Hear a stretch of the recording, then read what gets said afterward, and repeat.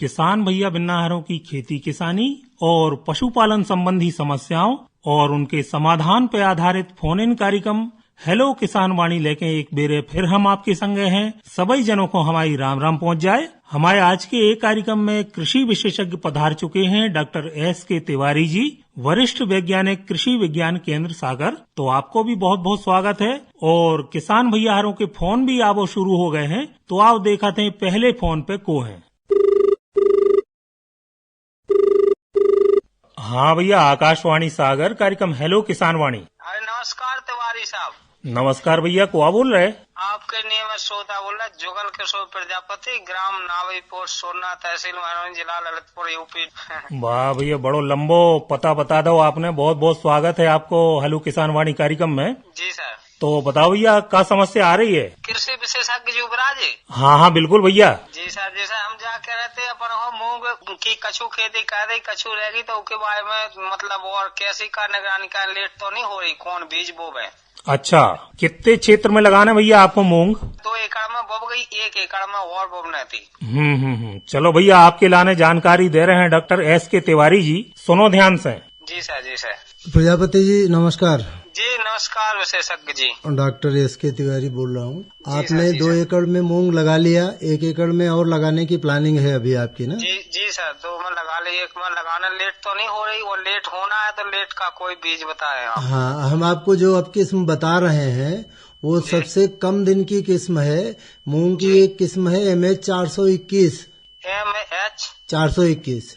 जी sir. ये सबसे कम दिन में आने वाली है। 50-55 दिन में, 55-60 दिन के अंदर हार्वेस्ट हो जाती है। और लेट तो अब वैसे हो ही रहा है, फिर भी अगर आप 1-2 दिन में अभी बोनी कर लो तो बहुत लेट नहीं है।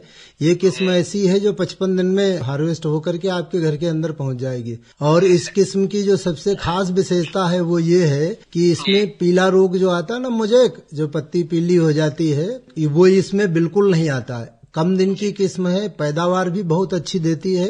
आपके उधर झांसी और ललितपुर उस आसपास भी लोग इस किस्म को लगाते हैं, वहाँ पर भी बहुत अच्छी होती है। आप इसको लगा सकते हैं। ठीक है जुगल किशोर भैया। जी सर। जी सर। चलो बहुत बहुत धन्यवाद आपको, आपने एक कार्यक्रम में फोन लगाओ। हेलो जयराम जी भैया। जयराम जी भैया, आकाशवाणी सागर कार्यक्रम हेलो किसान वाणी। हम बोल रहे थे भैया, सुनील राय, ग्राम बहेरिया साहिनी से। सुनील भैया, बहुत बहुत स्वागत है आपको हेलो किसान वाणी कार्यक्रम में। बताओ भैया, क्या हो रहा हो खेती किसानी में? खेती किसानी में तो अब शांति है। अबे तो सारंगों को टाइम चल रहा तो वही में लगे हैं। अच्छा, लोगों के पास से। चलो भैया, जा भी अच्छी बात है, थोड़ा आराम भी जरूरी है किसान के लाने। हाँ बिल्कुल सही कह रहे हो आप। हमारी समस्या यह आती है कि जैसे मिट्टी परीक्षण अपन करवाते हैं। हाँ। तो जिन सूक्ष्म पोषक तत्व वे कितनो मान रखते हैं फसल के लाने, पारंपरिक फसलों की बातें कर रहे हैं। बिल्कुल भैया, आपको बहुत महत्वपूर्ण प्रश्न है, आपके लाने जानकारी दे रहे हैं डॉक्टर S.K. तिवारी जी, सुनो ध्यान से। जी नमस्कार साहब। राय साहब नमस्कार। आपने जो सवाल किया है, देखिए खेती में अभी इस समय सूक्ष्म पोषक तत्वों का बहुत योगदान है। हमारा जो उत्पादन ले रहे हैं हम, चाहे कोई भी फसल हो, गेहूं हो, चना हो, जो भी जितनी भी हम पारंपरिक फसलों की खेती कर रहे हैं, उनके सबके लिए सूक्ष्म पोषक तत्व बहुत महत्वपूर्ण है। लेकिन एक सवाल यहाँ पर यह है राय साहब कि इनका जैसे कि नाम है, इनका नाम ही है सूक्ष्म पोषक तत्व, इनकी बहुत कम मात्रा लगती है। सबसे पहले तो ये आवश्यक है कि आप अपने खेत की मिट्टी का परीक्षण कराएं। बिना मिट्टी परीक्षण किए सूक्ष्म पोषक तत्वों का प्रयोग नहीं करना चाहिए, क्योंकि इनकी मात्रा बहुत कम लगती है, ppm में लगती है, पार्ट्स पर मिलियन में। तो अगर आपके खेत में कमी नहीं है और आपने कोई भी सूक्ष्म तत्व प्रयोग कर दिया तो उस स्थिति में फसल को नुकसान हो सकता है। इसके लिए सबसे पहले आवश्यक है कि आपने खेत की मिट्टी का परीक्षण करवा लें। परीक्षण करवाने के बाद जिस सूक्ष्म पोषक तत्व की कमी हो उसका ही उपयोग करें। सामान्यतः जो सूक्ष्म पोषक तत्व 2 हैं, उसकी कमी लगभग जो है वो हमारे देश के अधिकांश हिस्सों में जमीनों में पाई गई है। जिंक और सल्फर, इसका तो प्रयोग कर सकते हैं, लेकिन इसके अलावा बाकी के जो सूक्ष्म पोषक तत्व हैं, इनका बिना मिट्टी परीक्षण किए प्रयोग नहीं करें। मिट्टी परीक्षण कर लें और अगर उसमें अनुशंसा आती है कि आपके खेत में सूक्ष्म पोषक तत्वों की कमी है तो उसका बिल्कुल प्रयोग करें और आपकी पैदावार बढ़ेगी। ठीक है भैया। जी ठीक है जयराम जी भैया। जयराम जी भैया, बहुत बहुत धन्यवाद आपको, आपने ये कार्यक्रम में फोन लगाओ। और जो अगलो फोन। हेलो। हेलो। हाँ भैया, आकाशवाणी सागर, कार्यक्रम हेलो किसान वाणी। हम सागर से बोल रहे थे। वो बोल रहे भैया? हम कोरी बोल रहे थे। अच्छा अच्छा, बहुत बहुत स्वागत है भैया आपको ये कार्यक्रम में। फिलहाल ये पूछ रहे थे हम। हाँ हाँ। कि अपन छत पे बागवानी करना है, मतलब कैसी फसलें लगाए अपन। अच्छा अच्छा। हाँ, गमलों में। मतलब सब्जियों की बागवानी करना चाहते हो आप? हाँ, सब्जी की बागवानी। चलो भैया, बहुत अच्छा विचार है आपको जानकारी दे रहे हैं डॉक्टर तिवारी जी, सुनो ध्यान से। अच्छी बात आपने सवाल किया कि घर में छत पे गमलों में सब्जी भाजी की खेती करना चाहते हैं। ये बहुत अच्छी बात है। इसको रूफटॉप गार्डनिंग बोलते हैं। आजकल शहरों में जिनके पास भी खेती की जमीन नहीं है तो अपनी छतों पर लोग जो है गमले रख करके या छत के किनारों में जो एक वाल बना देते हैं, दीवार बना करके उसमें मिट्टी भर के, पन्नी डाल करके और मिट्टी भर के सब्जी भाजी की फसलें लगा सकते हैं। आप अपने छत के ऊपर जो है वो टमाटर लगा सकते हैं, बैंगन लगा सकते हैं, मिर्च लगा सकते हैं, पालक लगा सकते हैं, धनिया लगा सकते हैं, मूली लगा सकते हैं। तो ये सब चीजें जो अपने परिवार की आवश्यकता की हैं उनको आप अपने छत के ऊपर रूफटॉप गार्डनिंग में लगा करके और अपने परिवार के लिए उपयोग में लाने के लिए सब्जियों की खेती कर सकते हैं। इसके लिए आप तैयारी कर लें। सबसे पहले तो ये आवश्यक है कि आप अपने छत में पॉलीथीन डाल दें जिससे कि पानी रिस करके नीचे आपकी बिल्डिंग में न पहुंच पाए, और उसके बाद फिर गमले रख करके या आप छतों के किनारे पर दीवार बना करके उसमें मिट्टी भर करके और इन पौधों को लगा लें और लगा करके परिवार की आवश्यकताओं के लिए सब्जी भाजी लगा लें। ठीक है भैया। जी। चलो बहुत बहुत धन्यवाद आपको, आपने ये कार्यक्रम में फोन लगाओ। और डॉक्टर तिवारी जी, एक पहले अगलो फोन आए, हम आपसे जो जानना चाहते हैं कि अब जैसे ग्रीष्मकालीन फसलें भी किसानों ने खेतों में लगाई हैं, खासतौर से जायद की जो सब्जियां होते हैं, कद्दू वर्गीय सब्जियां, तो इनमें जल प्रबंधन को किसान भैया कैसे का ख्याल रखें कि पानी की कमी ना हो, कैसे गर्मी में बाष्पीकरण बहुत ज्यादा होते, तो इस बारे में थोड़ी सी जानकारी देवें। अच्छी बात। देखिए, अभी इस समय वर्तमान समय में जिन किसान भाइयों ने अपने खेतों में सब्जी भाजी की फसलें लगा रखी है उसके लिए सबसे पहले आवश्यक ये है कि अपने खेत में जो नमी है उसको संरक्षित करने की पर्याप्त व्यवस्थाएं करें। इस समय चूंकि टेम्परेचर वातावरण का ज्यादा रहता है और धूप भी तेज रहती है, जिसके कारण ईओपी ट्रांसपरेशनल लॉस होता है। ईओपरेशन से और ट्रांसपरेशन दो प्रक्रिया होती है जो पौधे हमेशा करते रहते हैं। इससे जो नमी होती है वो लगातार ह्रास होती रहती है। और गर्मी के समय में अभी जहां पर भी फसलें लगी हुई हैं वहां सबसे आवश्यक है कि हम अपने खेतों में नमी का संचय करें। उसके लिए आवश्यक ये है कि हम अपनी खेत की जो मिट्टी है उसको अधिक से अधिक मात्रा में ढक के रखें। उसके लिए वानस्पतिक मल्च, जो वेजिटेटिव मल्चिंग है, जैसे घास फूस कचरा सूखा हुआ, उसको अपनी खेत की मिट्टी पर बिछा दें और बिछा करके छोड़ दें। फायदा ये होगा कि जो भी सूर्य की किरणें सीधे जाती हैं वो आपकी जमीन पर नहीं पड़ेंगी और ईओपी ट्रांसपरेशनल जो लॉस होता है जिससे नमी का ह्रास होता है वो कम होगा। तो इस चीज का विशेष ध्यान रखें। और सब्जी भाजी वाली, जैसे अभी बताया इन्होंने कि लता वर्गीय सब्जियां किसानों ने ज्यादा लगा रखी है, तो उनको भी आवश्यक है कि पर्याप्त समय के अंतराल पर सिंचाई की व्यवस्था करते रहें। क्योंकि टेम्परेचर अब एकदम से बढ़ गया है, इसलिए आवश्यक है कि हम अपने खेतों की सतत निगरानी करते रहें। और जब भी पौधे को ऐसा महसूस होता है, क्योंकि पौधा भी एक जीवित प्राणी है, वो भी अपनी आवश्यकताएं बताता है, तो वो भी ये प्रदर्शित करता है कि अब हमको पानी की कमी है या हमको किसी चीज की दिक्कत है, वो भी शो करता है जी। तो ध्यान रखें। देखें कि अगर दोपहर के समय में, इस समय ज्यादातर पौधों की पत्तियां जो है वो थोड़ा सा कुमलाई हुई सी नजर आती हैं, ऐसी स्थिति में। लेकिन एक चीज का विशेष ध्यान रखें कि इस समय गर्मी के समय में जब भी सिंचाई करें तो सिंचाई दोपहर के समय में नहीं करें, शाम के समय में सिंचाई करें, ये आवश्यक है। बहुत उम्दा जानकारी दी डॉक्टर तिवारी जी, और निश्चित तौर पर हमारे किसान भैया ने को फायदा उठे हैं। और आओ भैया रो, अब सुनते हैं रामचरण यादव और उनके संगी साथियों को गाओ भाव जो हास्य गीत। अट कर नैया हे दैया हो, अट कर नैया, अट कर नैया हे दैया रे, अट कर नैया।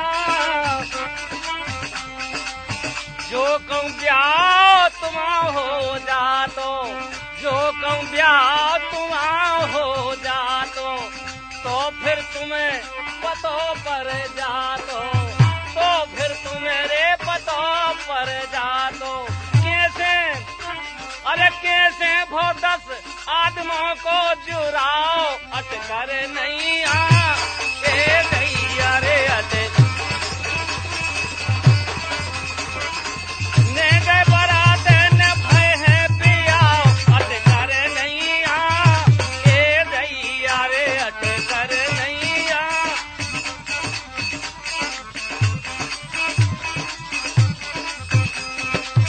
के कोकी गए होते बाराते के कोकी रे गए होते बाराते तो फिर ऐसे ने बतयाते तो फिर ऐसे ने बतयाते न को से अरे ने बुरे बोलते न होती ने आवट कर नहीं आ ए दैया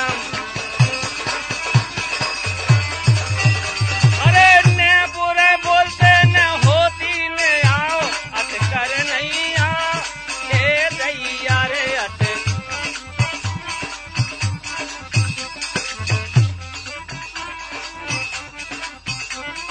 गने बरात भय नहीं आ पिया अटकर नहीं आ ए दैया हो अटकर नहीं आ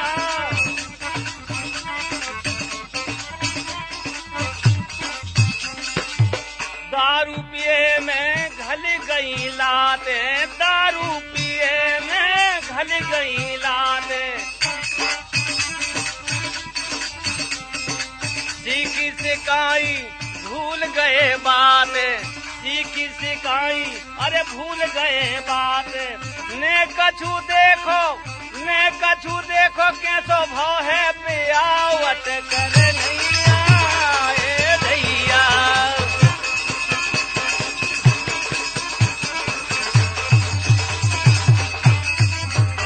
अरे ने कछु देखो कैसो भाव है पियावट कर नहीं आए दैया हो अटकर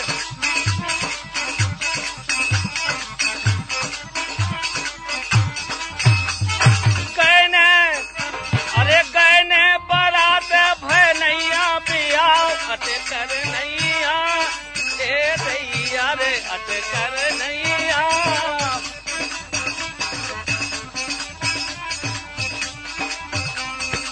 एक तरफ कोनिया में डरे रहे एक तरफ रे कोनिया में डरे रहे पंगत हो गई बे उतई परे रहे पंगत हो गई बे उतई परे रहे भुंसारे अरे भुंसारे पूछ रहे के काका खोआवट कर नहीं आए दैया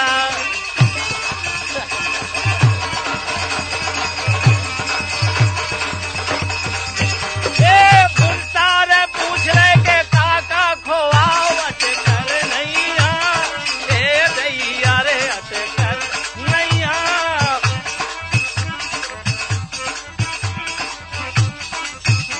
अरे गए ने बरात भय नैया पियावट कर नैया ए दैया रे अटकर नैया ए दैया रे अटकर नैया और ये बीच एक और श्रोता हमसे जुड़ चुके हैं, सुन लें उनकी बात। हेलो। हेलो। हाँ भैया, आकाशवाणी सागर कार्यक्रम हेलो किसान वाणी। गुड्डू चौबे बोल रहा, बमौली ढूंढा जिला सागर से। गुड्डू भैया बहुत बहुत स्वागत है आपको कार्यक्रम में। बताओ भैया क्या जानकारी चाहते हैं आप आज?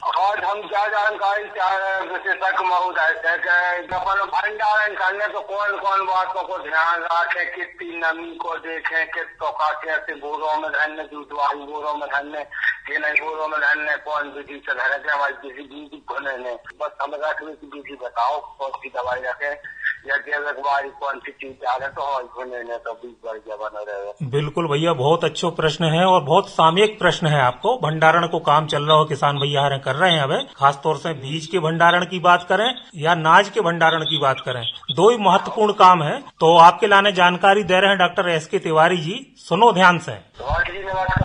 नमस्कार साहब, ये आपने बहुत अच्छा सवाल किया है, क्योंकि अभी फसलें सब कट के आई हैं और ज्यादातर किसान भाई अपने अनाज को या बीज को भंडारित कर रहे हैं। सबसे पहले तो आवश्यक ये है कि जो भी आपने जो उत्पाद आपको भंडारित करना है उसको अच्छी तरीके से तेज धूप में सुखा लें। नमी 9% से अधिक नहीं होना चाहिए। जिस अनाज को या बीज को आप भंडारित कर रहे हैं उसमें 9% से अधिक नमी नहीं होना चाहिए। इस चीज का विशेष ध्यान रखें। और जहां पर भी भंडारण कर रहे हैं वो स्थान आपका जो है ऐसा होना चाहिए जहां पर नमी बिल्कुल नहीं होना चाहिए। नमी की स्थिति में फंगस लगने की और साथ साथ फिर कीड़े की भी समस्या बढ़ती है, तो ऐसे जगह पर भंडारित करें। एक आपने बड़ा अच्छा सवाल किया था बीच में कि आपको भंडारित किस में करना चाहिए। देखिए, जूट के बोरे जो हैं उनमें वैसे उसमें भंडारित करना चाहिए जिसमें लगातार हवा भी जाती रहे, हवा भी पास होती रहे। क्योंकि जहां हम भंडारित कर रहे हैं वहां ये आवश्यक है कि हवा की भी व्यवस्था होना चाहिए। और आप जिनमें भंडारित कर रहे हो वो बोरे ऐसे होना चाहिए, इसलिए जूट के बोरे कहे जाते हैं। जूट के बोरों में हवा भी पास होती रहती और उसमें आप जो इंसेक्टिसाइड डालते हैं अनाज या बीज को बचाने के लिए वो भी उसमें फ्यूमिगेशन बोलते हैं इसको, जो फ्यूमिगेशन करते हैं आप वो भी वहां तक पहुंचती रहती है। तो इस चीज का विशेष ध्यान रखें और सुरक्षित भंडारण करें ताकि आपका बीज या अनाज आगे सुरक्षित रहे, कीड़े और बीमारियों से उसको नुकसान नहीं पहुंचे। ठीक है भैया, उम्मीद है ये जानकारी को फायदा आप उठे हो। धन्यवाद आपकी महत्वपूर्ण जानकारी। बहुत बहुत धन्यवाद आपको, आपने ये कार्यक्रम में फोन लगाओ। और अगलो फोन आए हम डॉक्टर तिवारी जी से जो जानना चाहते हैं कि अबे अदरक और हल्दी की खेती को भी सही समय चल रहा है, तो ये बारे में किसान भैया रहे कौन कौन से काम कर सकते हैं, थोड़ी ये बारे में भी जानकारी देवें। अच्छी बात, बहुत अच्छा प्रश्न किया। क्योंकि अब ये समय आ रहा है जब ये हमारी जो हल्दी और अदरक है इसको लगाने का समय, मई महीने में इसको लगाया जाता है। उससे पहले आवश्यक ये है कि किसान भाई अपने खेत की अच्छे से तैयारी कर लें। खेत की तैयारी में जो आवश्यक है वो इस समय ये है कि अपने खेत की गहरी जुताई कर लें। गहरी जुताई का मतलब ये होता है कि लगभग 9 इंच खेत की मिट्टी को पलट करके और लगभग 20-25 दिन के लिए खुले प्रकाश के सीधे संपर्क में छोड़ दें। इससे फायदा ये होगा कि आपकी जो मिट्टी है वो धूप से सौर्य उपचारित हो जाएगी। जो उसमें फफूंद और कीड़े और इसके जो स्पोर्स पड़े हुए हैं जो इसमें नुकसान देने वाले, समस्या देने वाले, और यहाँ तक कि जो खरपतवार के बीज पड़े हुए हैं हमारी मिट्टी में, अगर हम उसको 9 इंच गहरा खुला छोड़ देते हैं जुताई करके और लगभग 25-30 दिन के लिए उसको सीधे धूप के संपर्क में आने देते हैं, तो ऐसी स्थिति में ये सब नष्ट हो जाते हैं। न कि अकेले सिर्फ बीज ही नहीं, वो बीज खरपतवार ही नहीं, फफूंद भी, कीड़े के भी जो स्पोर्स जमीन में पड़े हैं वो भी सब नष्ट होते हैं। तो सबसे पहले आवश्यक है कि अपने खेत की इस समय तैयारी कर लें। मई महीने में सही समय होता है अदरक और हल्दी इन फसलों की खेती बुआई करने का। तो उससे पहले अपने खेत की तैयारी कर लें, पर्याप्त व्यवस्था कर लें, अच्छी पकी हुई बेहतरीन गोबर की खाद, केचुआ खाद और ये सब खादों की व्यवस्था कर लें। बीज की व्यवस्था कर लें, क्योंकि हमारी खेती में सबसे जो महत्वपूर्ण और सबसे इम्पोर्टेंट जो आदान है वो रहता है बीज। और बीज से ही हमारी फसल आगे निर्धारित होती है कि कैसी हमारी फसल होगी। तो बीज सुरक्षित ऐसे सोर्स से बीज खरीदें जो ऑथेंटिक हो, जहां बीज के लिए संस्थाएं निर्धारित हों, चिन्हित हों, उन्हीं से बीज खरीदें। क्योंकि ये जो फसलें हैं ये लंबे समय तक, अदरक और हल्दी दोनों लंबे समय तक खेत में रहती हैं और इनमें जो बीमारी का मुख्य स्रोत होता है वो बीज होता है। तो सुरक्षित और स्वस्थ बीज खरीदें, ये आवश्यक है। जी तिवारी जी, खास तौर से अदरक की अपन बात करें तो अदरक में आद्र गलन, तना गलन की बीमारी खूब लगत है, तो इससे बचने के लाने किसान भैया को क्या उपाय करो चाहिए? अच्छी बात, बहुत बढ़िया। ये इससे आवश्यक है कि हम जब बुआई करें हमारे किसान भाई, तो उस समय जो बीज बोने के लिए उपयोग कर रहे हैं उसको उपचारित करके, फफूंदनाशी रसायन से उपचारित करके ही बोएं। मेटालैक्जिल एक फंजीसाइड है, इससे उपचारित करने के बाद ही बीज की बोनी करें। और फिर चूंकि ये लंबे समय तक खेत में रहती है और बारिश का पूरा मौसम फसल के ऊपर ही बीतता है, उस समय नमी ज्यादा होती है और ह्यूमिडिटी के साथ साथ टेम्परेचर भी ज्यादा होता है। जितने भी प्रकार के फसल को या मनुष्य को या किसी भी जीवित प्राणी को नुकसान देने वाले जो कारक हैं उनके लिए सबसे फेवरेबल कंडीशन होती है हाई ह्यूमिडिटी और हाई टेम्परेचर, ज्यादा टेम्परेचर और ज्यादा आर्द्रता। चूंकि बारिश का का मौसम भी ये फसल हमारी खेत में रहती है और उस समय ह्यूमिडिटी लगभग 100% रहती, मतलब कम्प्लीटली ह्यूमिड कंडीशन होती है और टेम्परेचर भी ज्यादा है। तो ऐसी स्थिति में जो ये तना गलन और ये कंद गलन वाली जो बीमारियां आपने बताई, ये ज्यादातर खेत को, हमारी फसल को नुकसान पहुंचाती है। इनके लिए आवश्यक है कि बीज को उपचारित करके ही बोएं और उसके साथ साथ बारिश के मौसम में एक बार मेटालाक्जिल का स्प्रे भी करें, ताकि जो खड़ी फसल में हमारी कहीं पर फंगस का या किसी उसमें राइजोम में इन्फेक्शन हो रहा है तो वो भी दुरुस्त हो। जी जी, बहुत अच्छी और उपयोगी जानकारी आपने हमारे किसान भैयारों की लाने दी। उम्मीद है हमारे किसान भैयारे को फायदा जरूर ले हैं। और अब चल रहे हैं मनोरंजन की तरफ, तो सुनत हैं उर्मिला पांडे की गाई भई जा गारी। हंस के पूछे जनकपुर की नारिया, साची साची कहियो लला। हंस के पूछे जनकपुर की नारिया, साची साची कहियो लला।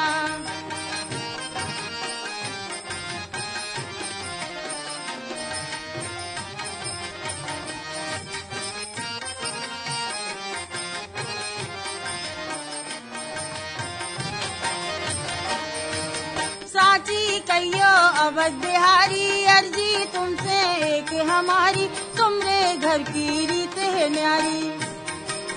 साची कहियो अवध बिहारी, अर्जी तुमसे एक हमारी, तुमरे घर की रीत है न्यारी। खीर खा खा रहा, खीर खा खा के पूत जने नारिया, साची साची कहियो लला। हंस के पूछे जनकपुर की नारिया, साची साची कहियो लला।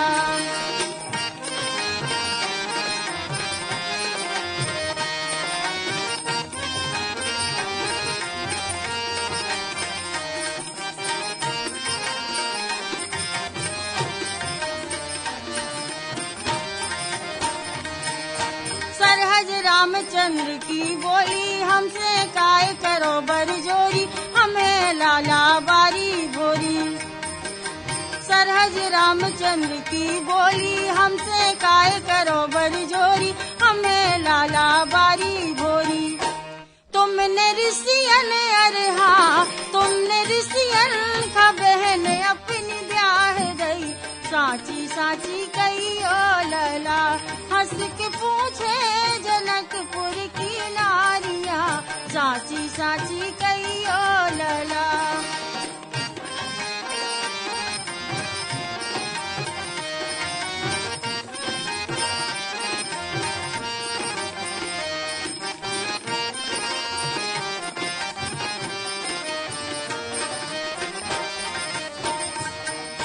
सखियां बात बात में जीती, लाला तुमरे घर की रीति, जैसे ही तुमरे ऊपर बीती, ऐसे ही तुमरी सबसे प्रीति।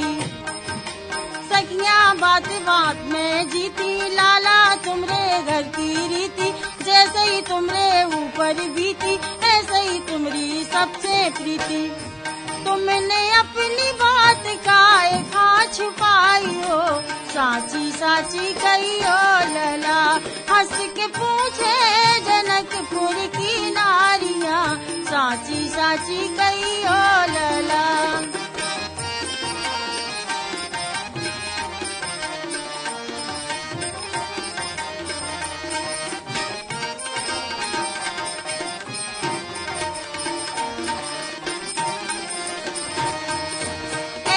हंसी करें सब नारी, सरहज रामचंद्र की सारी, तारी देके देवे गारी, ऐसो सोर हो रो भारी। ऐसी हंसी करें सब नारी, सरहज रामचंद्र की सारी, तारी ठोके देवे गारी, ऐसो सोर हो रो भारी। केवल राम था, केवल राम था शरण अब राखो, साची साची कहियो लला। हंस के पूछे जनकपुर की नारिया, साची साची कहियो लला। हंस के पूछे जनकपुर की नारिया, साची साची कहियो लला। और ये बीच एक श्रोता हमसे जुड़ चुके हैं, सुनते हैं उनकी बात। हेलो। हेलो। हाँ भैया, आकाशवाणी सागर कार्यक्रम हेलो किसान वाणी। नमस्कार सर। नमस्कार भैया, कुआ बोल रहे हैं अपन, अपनो परिचय दो। हम अलीम खान बोल रहे हैं चैमरा से। अच्छा, बहुत बहुत स्वागत है भैया आपको ये कार्यक्रम में। बताओ भैया, क्या जानकारी चाहिए आपको? हमें ये जानकारी चाहिए, हमारी मूंग बढ़ रही है। मूंग नहीं बढ़ रही। मूंग नहीं बढ़ रही? भैया बीजोपचार वगैरह कर लो तो? हाँ, सब कर लिया। और पानी वगैरह? पानी भी दे दिया। कौन सी किस्म लगाई है भैया? किस्म की जानकारी नहीं है लगता आपको। चलो भैया, आपको जानकारी दे रहे हैं डॉक्टर एस.के. तिवारी जी, सुनो ध्यान से। ठीक है सर। आपने बताया कि मूंग की फसल की आपकी बढ़वार नहीं हो रही है। आपने खादों का उपयोग किया था, कुछ इसमें फर्टिलाइजर डाला था। कितने दिन की फसल हो गई आपकी? लगभग हमारी फसल हो गई 22-23 दिन। 22-23 दिन हो गए, अच्छी बात। आपने जब बोनी करा था उस समय कुछ खादों का प्रयोग किया था? हाँ, करा था। क्या डाला था? खाद डाली थी। चलो ठीक है, अच्छी बात।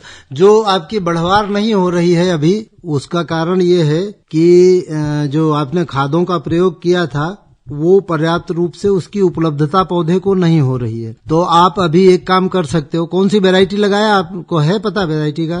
किस्म कौन सी लगाई? नहीं मालूम सर। नहीं मालूम, चलो कोई बात नहीं। कोई भी किस्म लगाई हो आप, एनपीके का मिश्रण आता है बाजार में, उसका 1 किलो प्रति एकड़ के हिसाब से 200 लीटर पानी में घोल के शाम के समय में फसल पर स्प्रे कर दें तो जो आपकी बढ़वार नहीं हो रही है वो बढ़वार होने लगेगी। ज्यादातर हमारे किसान भाइयों ने, जिन्होंने अभी इन्होंने बताया भी कि खाद का प्रयोग किया है, लेकिन इन्होंने भी ऐसी संभावना है कि संतुलित रूप से खादों का प्रयोग नहीं किया होगा। ज्यादातर किसान हमारे पोटास का प्रयोग खेत में नहीं करते हैं, सिर्फ या तो वो डीएपी डालते हैं। मैक्सिमम लोग, ज्यादातर किसान भाई डीएपी से ही मिला करके बोनी करते हैं। तो डीएपी से सिर्फ 2 ही तत्व मिलते हैं, नाइट्रोजन और फास्फोरस। पोटेशियम की कमी रह जाती है। तो ये आवश्यक है कि हम संतुलित रूप से खादों का प्रयोग करें। और अभी जिनकी फसल की बढ़वार नहीं है, कम हो रही है, तो एनपीके का मिश्रण बाजार में उपलब्ध है। उसको आप 1 किलो प्रति एकड़ के हिसाब से 200 लीटर पानी में घोल के शाम के समय में छिड़काव कर दें। आपकी बहुत जल्दी, बहुत तेजी से फसल की बढ़वार हो जाएगी। साथ साथ किसान भाई इस चीज का भी विशेष ध्यान रखें, अपनी फसल का नियमित देख रेख करते रहें। रस चूसने वाले कीड़ों की भी समस्या आ रही है, मैं अपनी तरफ से भी बता दे रहा हूं, चूंकि किसी किसान ने सवाल नहीं किया जी। रस चूसने वाले कीड़ों की भी समस्या ज्यादा आ रही। तो ऐसी स्थिति में किसान भाई खेत को देखते रहें, लगातार सतत निगरानी करते रहें। जहां कहीं भी ऐसा लगता है कि पौधे हमारे, हो सकता है एक कारण जो ये बता रहे हैं बढ़वार नहीं हो रही, उसका एक कारण ये भी हो सकता है कि पौधे में रस चूसने वाले कीड़े लगे हों, जिसको सफेद मक्खी बोलते हैं या एफिड बोलते हैं, जो रस चूसने वाले होते हैं। तो अगर वो भी लगे होते हैं, उसके कारण भी बढ़वार नहीं होती है। अगर लगता है, पौधा दिखता है कि हमारा पौधा कुकड़ गया है और बढ़वार नहीं हो रही, तो ऐसी स्थिति में रस चूसने वाले कीड़ों को मारने के लिए इमिडाक्लोप्रिड आधा ml 1 लीटर पानी में मिला करके शाम के समय में छिड़काव करें। इस समय फसल पर जो कुछ भी छिड़काव करना है या जो कुछ भी प्रयोग करना है, उसका प्रयोग या तो सुबह बहुत जल्दी करें या फिर शाम के समय में, क्योंकि इतनी तेज रोशनी में अगर सूर्य के प्रकाश में अगर प्रयोग करेंगे तो उनके रिजल्ट बहुत अच्छे नहीं आएंगे जी। तो और ये दवाई की जो मात्रा आपने बताई डॉक्टर साहब, वो 1 एकड़ के हिसाब से है या हेक्टेयर के? 1 लीटर पानी में आधा ml, 200 लीटर पानी 1 एकड़ में डालना है और 100 ml इमिडाक्लोप्रिड डालना है जी। 1 एकड़ में। और इस चीज का किसान भाई विशेष ध्यान रखें कि इन दवाओं के साथ किसी अन्य रसायन का मिश्रण न करें। ज्यादातर किसान भाई टानिक या तथाकथित जो भी सूक्ष्म पोषक तत्व हैं उनको भी मिश्रित करते हैं, तो इसके साथ किसी अन्य रसायन का मिश्रण नहीं करें। सिर्फ इमिडाक्लोप्रिड का ही 1 एकड़ में 200 लीटर पानी और उसमें 100 ml इंसेक्टिसाइड, इसको मिला करके और शाम के समय में छिड़काव करें जी। बहुत ही उम्दा जानकारी आपने हमारे किसान भैयारों के लाने दी। तो उम्मीद है हमारे किसान भैया ये जानकारी को फायदा जरूर उठे हैं। और यही के संगे आज को हेलो किसान वाणी कार्यक्रम इतई संपन्न हो रहा है। कार्यक्रम में हमारे कृषि विशेषज्ञ पधारे थे डॉक्टर एस.के. तिवारी जी, वरिष्ठ वैज्ञानिक, कृषि विज्ञान केंद्र सागर। कार्यक्रम को संचालन कर रहे थे हम राजेंद्र नारायण तिवारी। सभी जनों को राम राम।